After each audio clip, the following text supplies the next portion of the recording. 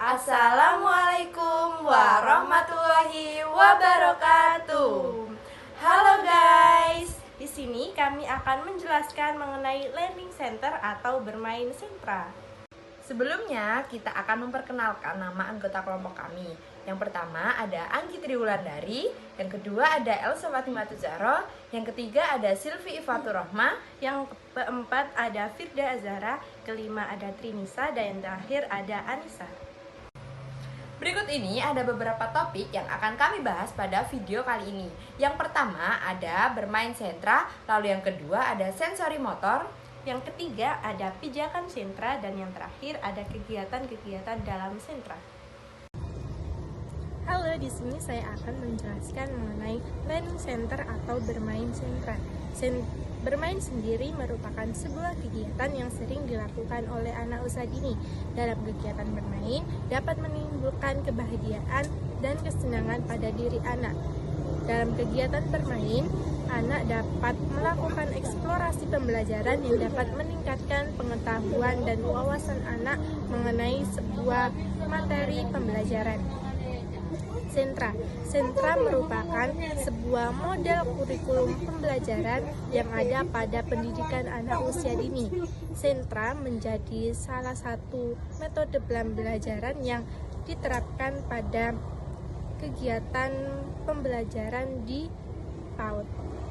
Sentra menjadi sebuah wadah yang abstrak yang di dalamnya terdapat berbagai macam penyediaan pembelajaran yang diterapkan oleh guru pada anak. Maka dari itu, bermain sentra merupakan sebuah kegiatan yang dilakukan oleh anak yang dapat meningkatkan kebahagiaan pada anak dan juga meningkatkan pengetahuan dan wawasan anak melalui eksplorasi yang disediakan oleh guru dalam kegiatan pembelajaran. Yang mana dalam kegiatan bermain sentra, kegiatan pembelajaran berfokus pada anak, yang mana anak dapat mengembangkan pengetahuannya sendiri melalui eksplorasi dan kegiatan bermain secara mandiri. Selanjutnya di sini ada tahapan sensori motor pada anak. Yang pertama ada tahapan refleks neonatal. Ini terjadi pada usia 0 sampai 1 tahun. Yang kedua ada tahap koordinasi motorik awal. Ini biasanya terjadi pada usia 1 sampai 4 bulan. Dan yang ketiga ada tahapan munculnya objek tetap. Ini terjadi pada usia 4 sampai 8 bulan. Yang keempat ada tahapan pemahaman ruang dan waktu. Biasanya terjadi pada usia 8 sampai 12 bulan. Dan yang terakhir ada tahapan koordinasi tujuan. Ini terjadi pada usia 12 bulan sampai usia 2 tahun. Selanjutnya di sini ada bermain pembangunan pada anak. Nah, pengertian bermain pembangunan pada anak ini adalah kegiatan yang didesain untuk mengetahui perkembangan fisik, kognitif, sosial, dan emosional anak melalui berbagai jenis permainan. Terdapat 2 jenis bahan pada bermain pembangunan, yaitu yang pertama ada bahan yang bersifat cair seperti air, pasir, lempung atau tanah liat dan sebagainya. Lalu yang kedua ada bahan yang bersifat terstruktural atau mudah dibentuk. Ini seperti puzzle 3 dimensi atau bisa juga puzzle 2 dimensi. Selanjutnya di sini ada bermain mikro dan makro. Jadi bermain mikro ini adalah jenis permainan yang lebih berfokus pada hal-hal kecil atau yang lebih detail. Contohnya seperti bermain puzzle atau mewarnai. Selanjutnya ada bermain makro. Bermain makro adalah kegiatan bermain yang lebih besar dalam lingkupnya dengan berfokus pada aktivitas yang melibatkan kelompok yang lebih besar. Contohnya seperti bermain sepak bola atau bermain beteng-betengan dan lain sebagainya. Pijakan bermain sentra. Pijakan merupakan suatu dukungan yang berubah-ubah menyesuaikan dengan perkembangan anak yang mana diberikan untuk mencapai perkembangan anak yang lebih tinggi. Pijakan bermain sentra sendiri adalah suatu dukungan atau bantuan yang diberikan oleh guru atau pendidik pada anak untuk membantu mereka belajar. Berikut ini merupakan 4 pijakan dalam bermain sentra menurut Asmawati tahun 2014. Yang pertama ada pijakan lingkungan main. Yang kedua ada pijakan pengalaman sebelum main yang dilakukan selama kurun waktu 15 menit. Dan yang ketiga ada pijakan selama bermain yang dilakukan dalam kurun waktu 60 menit. Dan yang keempat ada pijakan Dalam pijakan ini dilakukan selama kurang lebih 30 menit. Dalam kegiatan bermain sentra terdapat beberapa jenis permainan sentra yang dapat diterapkan pada anak usia dini. Yang mana salah satunya yang pertama adalah bermain peran. Yang mana dalam kegiatan bermain peran ini anak diajarkan atau melakukan kegiatan berpura-pura atau meniru. Yang mana dalam kegiatan ini dihasilkan dari proses pengamatan yang dilakukan oleh anak kemudian diimplementasikan pada saat anak bermain peran. Contohnya saja dengan bermain peran menjadi dokter, polisi, ataupun penjual yang mana biasanya dilihat oleh anak di sekitarnya. Bermain peran ini juga memiliki banyak manfaat yang mana dapat meningkatkan bahasa pada anak. Kegiatan bermain peran dapat meningkatkan bahasa pada anak yang mana anak dapat mengenal kosakata baru dalam kegiatan bermain. Kemudian anak juga dapat mengembangkan kognitifnya dengan melakukan imajinasi atau pengetahuan mengenai sebuah peran yang diperankannya. Kemudian anak juga dapat melakukan kerjasama atau sosialisasi dalam bermain peran bersama teman-temannya.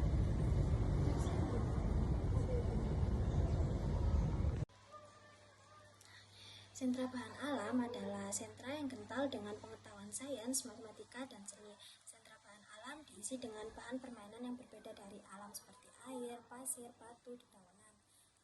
Menurut Tatif tahun 2013, sentra bahan alam adalah sentra yang memberikan kesempatan kepada anak-anak bersentuhan langsung dengan berbagai bahan alam untuk menunjang keterampilan sensorik, motorik, dan fisik, otonomi, dan sains. Nah, dengan bereksplorasi, anak-anak memahami makna belajar sehingga dapat mengingat dan menerapkan ilmu tersebut. Sentral Balok merupakan sentral yang disediakan bagi pendidikan anak usia dini. Pada zona balok tersedia beragam jenis dan ukuran yang disertai aksesoris pendukung alat main peran. Melalui sentral balok, anak-anak belajar mengenal bentuk, ukuran, konsep ruang, klasifikasi, teamwork, Tujuan dari kegiatan sentral balok yaitu yang pertama mengembangkan kemampuan berbahasa ekspresif, yang kedua yaitu melatih kerjasama anak, yang ketiga mengungkapkan representasi simbolik dan ide-ide kreatif sewaktu bermain. Yang keempat yaitu mengeksplorasi segala kemampuan yang ada dalam dirinya melalui berbagai stimulasi yang diberikan guru maupun orang tua. Dan yang kelima yaitu anak dapat menyelesaikan permasalahan, maksudnya yang berhubungan dengan suatu bangunan balok pada saat bermain.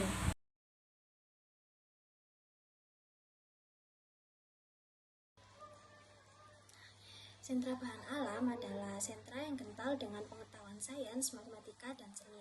Sentra bahan alam diisi dengan bahan permainan yang berbeda dari alam seperti air, pasir, batu, dedaunan.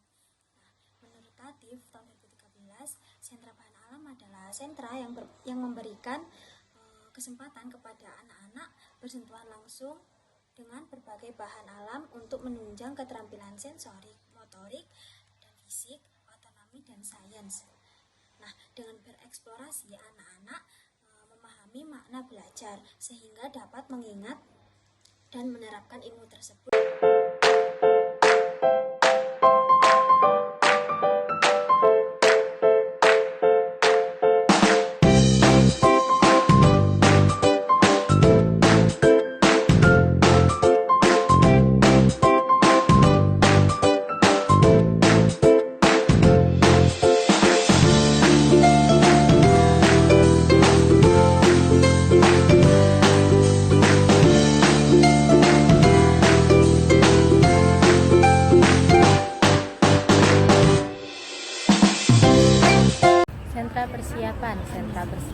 adalah sentra untuk membangun kemampuan keaksaraan anak usia dini, sehingga anak siap untuk menempuh pendidikan selanjutnya.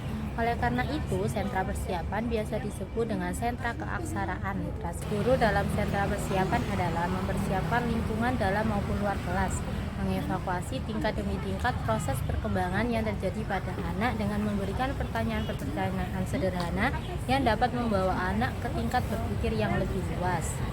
Guru dalam sentra persiapan adalah mempersiapkan lingkungan dalam maupun luar kelas, mengevakuasi tingkat demi tingkat proses perkembangan yang terjadi pada anak dengan memberikan pertanyaan-pertanyaan sederhana yang dapat membawa anak ke tingkat berpikir yang lebih luas.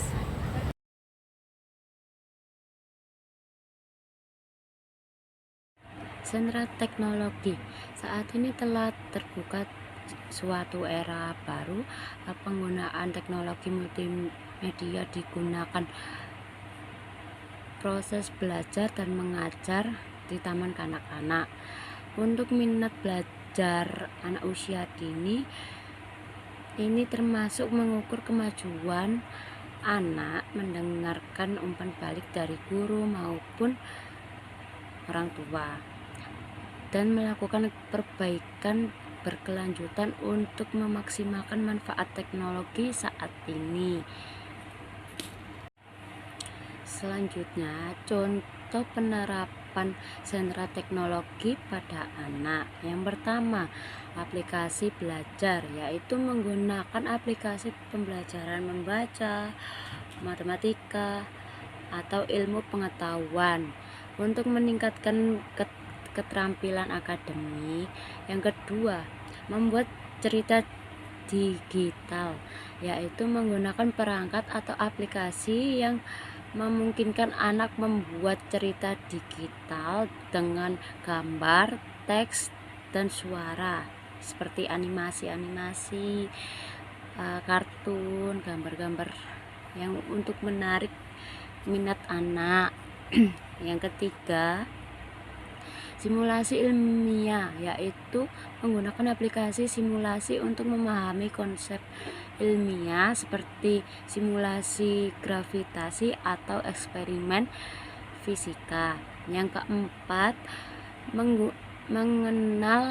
pengenalan kode dan robotika, yaitu menggunakan perangkat atau aplikasi yang memungkinkan anak memahami dasar-dasar program dan berinteraksi dengan robot.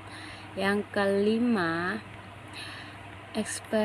eksplorasi virtual, yaitu menggunakan teknologi untuk memberikan pengalaman belajar dan mendalam.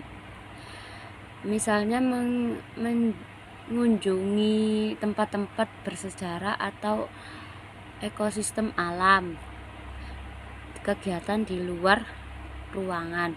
Yang keenam, konten kreatif, yaitu mendorong anak untuk membuat konten kreatif seperti video pendek atau animasi yang memungkinkan mereka mengekspresikan ide dan bakat mereka.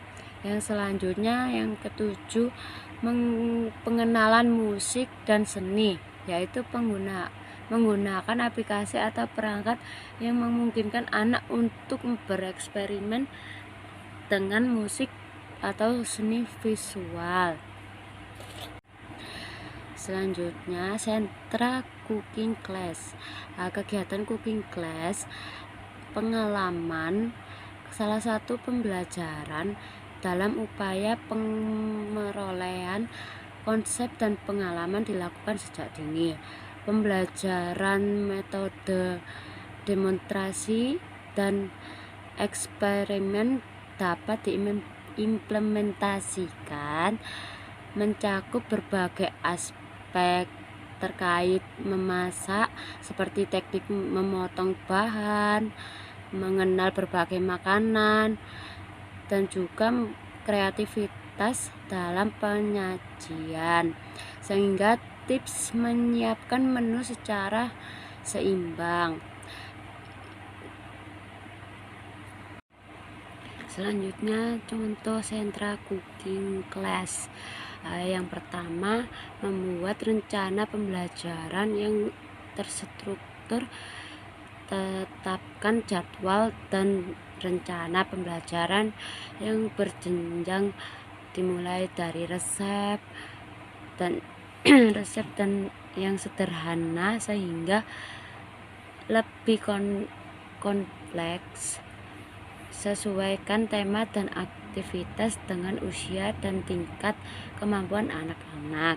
Yang kedua, memiliki resep yang sesuai. Pilihlah resep yang sesuai dengan keterampilan dan minat anak-anak, mulai hidangan sederhana seperti sandwich atau salad hingga hidangan penutup yang kreatif. Yang ketiga, penjelasan tentang bahan dan nutrisi. Sertakan penjelasan singkat mengenai bahan-bahan yang digunakan untuk manfaat dan nutrisi dan pentingnya makanan sehat.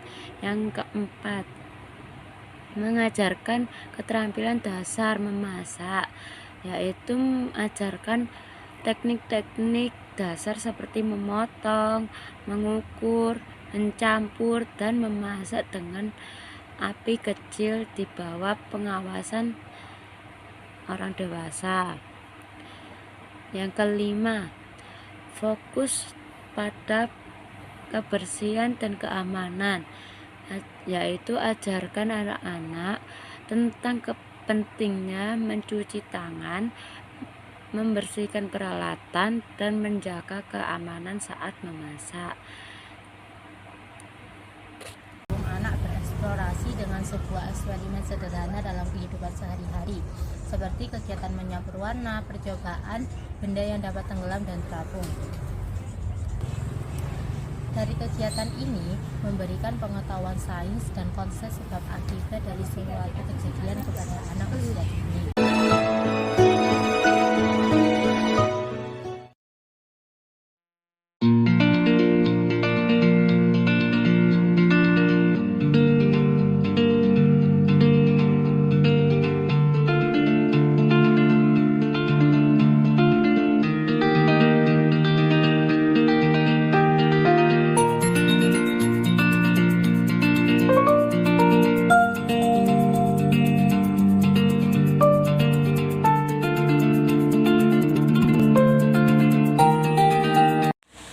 Di sini saya akan menjelaskan tentang sentra IMTAK. Sentra IMTAK merupakan sentral pusat yang memberikan kesempatan kepada anak-anak untuk mempelajari nilai-nilai, aturan agama, dan pengenalan ibadah. Contoh kegiatan dari sentral IMTAK yaitu mengaji, praktek sholat, dan praktek wudhu. Tujuan utama dari sentral IMTAK yaitu mengutamakan pengembangan nilai-nilai keimanan dan ketakwaan kepada Tuhan.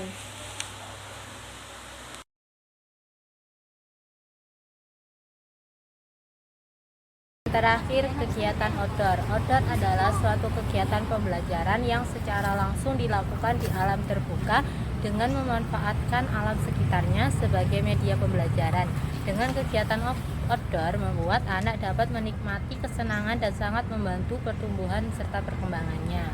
Hal yang perlu diperhatikan seorang guru ketika melaksanakan kegiatan outdoor yaitu pertama, luas area bermain sebagaimana standar internasional menetapkan 7 meter per anak. 2. Memastikan tidak ada hewan yang menyengat atau berbahaya. Dan yang terakhir, area basah ditempatkan di dekat sumber air, lantai yang tidak licin, dan sanitasi terjaga dengan baik agar tidak terjadi hal yang tidak diinginkan. Selanjutnya, ketentuan mainan kegiatan outdoor yang harus diperhatikan pendidik, yaitu pertama, bebas dari berbahaya. 2. Ketinggian mainan tidak lebih dari 1,5 meter dan tingkat kemiringannya sekitar 40 meter. Dasar seluncuran cukup lembut, mainan tidak mudah patah atau putus, dan yang terakhir, sarana bermain dalam kondisi yang baik. Sekian pembahasan mengenai learning center yang kami bahas. Kurang lebihnya mohon maaf, semoga bermanfaat untuk kita semua.